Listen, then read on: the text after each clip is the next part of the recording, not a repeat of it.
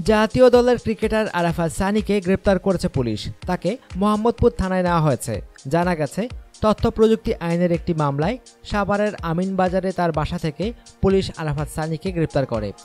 মোহাম্মদপুর থানার এসআই সাদেক বিষয়টি নিশ্চিত করে বলেন, এক নারীর করা তথ্য প্রযুক্তি আইনের মামলায় সানিকে গ্রেপ্তার করা হয়েছে। বিশ্বস্ত সূত্রে জানা গেছে, সেই তরুণীর সাথে আরাফাত সানির সম্পর্ক ছিল।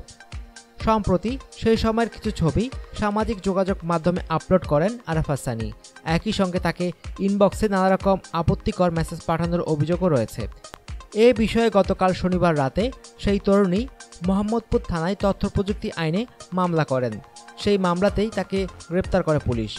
আজ রোববার তাকে আদালতে তোলার কথা রয়েছে। উল্লেখ্য, বোলিং নিষেধাজ্ঞার আগ পর্যন্ত বাংলাদেশ জাতীয় দলের নিয়মিত মুখ ছিলেন আরাফাত সানি।